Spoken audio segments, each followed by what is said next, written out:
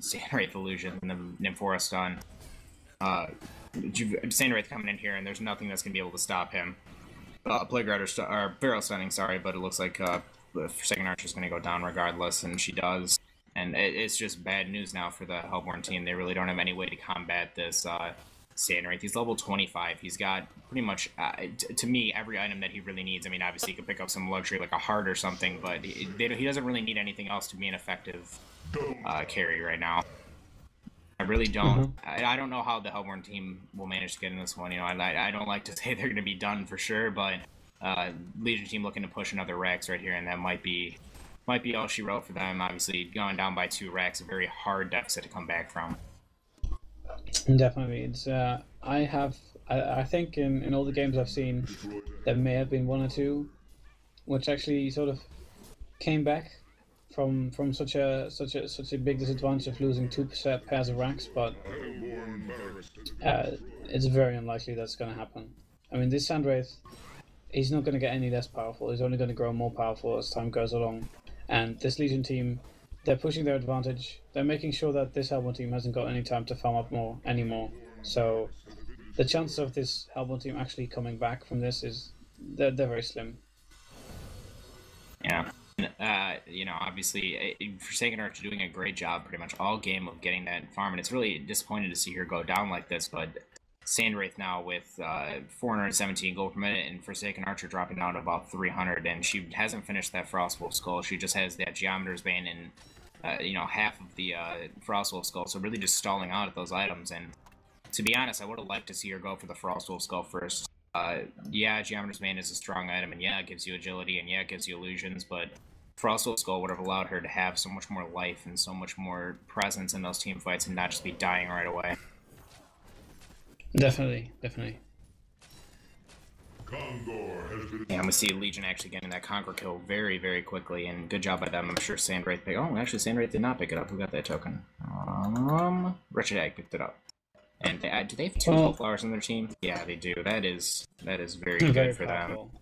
Yeah. Of course, if Hag actually goes in early, she can Hellflower that Forsaken Archer, make sure she cannot actually use that Shrunken Head of hers, and just rape them, and then Hellbringer comes in, and if Forsaken Archer is still not dead, she can just use another one and make sure that she still can't use the Shrunken Head. So that's definitely an interesting tactic to see if they actually use that. I haven't actually paid too much attention to how they use their Hellflowers, but there's definitely a possibility that counters that Shrunken Head very effectively.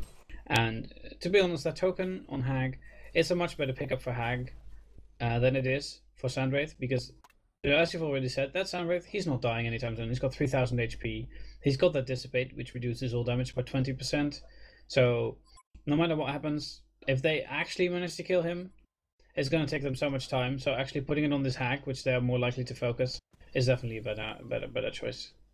Yeah, I don't really know what Nymphora was. I guess she was placing a ward, but I don't know what she was doing there. Just getting caught very easily by the Hellborn team. Kind of a suicide ward. She didn't even lay that, so I don't know what she was thinking she was going to be doing up there. But well, this is not the first time she's actually been called out, and it seems like she was backdooring. She was backdooring apparently, but well, they do still have a that's her ranged best Rex option. up. Obviously, not the greatest DPS to be taking on a building with. No, but if she used support to just go down to like bottom lane, further up the bottom lane, and just rush that, then they can kill that second Rex at the bottom. You know, just finish that lane off. Nymphora is in a cup like this, where backdooring is actually allowed, as one of the Danish Bacon team members aptly pointed out, and it's in the rules that you can actually backdoor. There's no rules against it. There are no rules against it. So. With an Nymphora, she is like the perfect tool to actually go and do that if you're allowed to. She can just put almost your entire team up to, well, almost any tower. I mean, obviously you can't port into the base, but you can just port just outside of it. And while they're pushing your lane, you're just entering their base and just raping their towers and their buildings, and they have to be forced to go back unless they do more DPS than you do. But, you know, this Legion team does a lot more DPS than this Hellborn team when it comes to killing towers, so if they do pull that Nymphora up, even if the Hellborn is pushing the Legion base, they have to go back. Yeah, this is a pretty big team fight going down top. Nymphora not there. She's sitting in the corner of the map for some reason, but I still think the Legion team has pretty handily. Sandwraith managing to stay alive that whole time. Obviously, I'm picking off one hero, and Glacier's getting back to the fountain, but they just have so much pushing power right now. It's really hard for the Hellborn team to come back. Forsaken Archer finishing that Frostwolf skull, but it might be too little too late. It looks like they are going to take her down. She's getting slowed by that Nullfire Blade and by the slow, but it looks like they might be able to take Sandwraith down here. Might want to take advantage of this opportunity, and they do manage to take him down. Forsaken Archer going down as well, though. So the Legion team trading 4 for 1. Obviously not a bad trade at any point in the game, so well done by them, and looks like they're going to be able to push these racks as well, which will get them Mega Creeps, and looks like there's really no way for the Legion team to come back, or the Hellborn team to come back from that. They still got a couple secondary towers and all of those racks left, and I don't really see them being able to come back from a 3 barracks deficit. Well, even if you just look at the team fights, we've seen a few full-out team fights, and no matter what happens, the Hellborn team they're just not able to be as effective as they were in the beginning of the game. They haven't got the damage output they had. They simply cannot somehow seem to manage to kill this Legion team, so they can't stop their pushing. And even if they push them, like I said, they can just board up an Nymph, or they can just fight and win, because right now this Hellborn team, they don't have the advantage.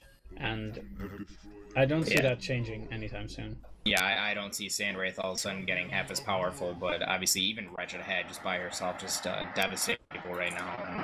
She's got a great farm right now. Obviously 350 gold per minute, and she's just really doing this all by herself. And we will see them go down, obviously from the middle and bottom towers. So very well played by Legion. We kind of counted them out early, but good job by them getting that Sandwraith farm, being able to come back. Obviously a very strong carry, and there's really nothing they could do about that. So very, very good job by them, and well done by the Pirate Society, actually, is the name of that team, and good job by them coming back from that game. Very well played by them. Agreed. So yeah, that was the UNGL. I believe it's a ladder, an open tournament or something like that. And yes, the UNGL has a standard Heroes New Earth 5v5 ladder where you can challenge all teams that are actually signed up for the ladder, and you can just fight your scrims out, get rated on their website. It's not really a cup. I'm not sure if UNGL actually does anything with the ladder other than it just being there, but it's definitely a good way for teams to get some practice in before the UNGL Cups. Yeah, and that obviously a very good game, so good games to cast, I guess. Very good competition, I guess. They're very evenly matched teams in a very good game. So well done by TP5 getting that win. And once again, this has been a GoToGamers.net presentation. I have been War Machine, and with me was Athilder, and we will talk to you guys later.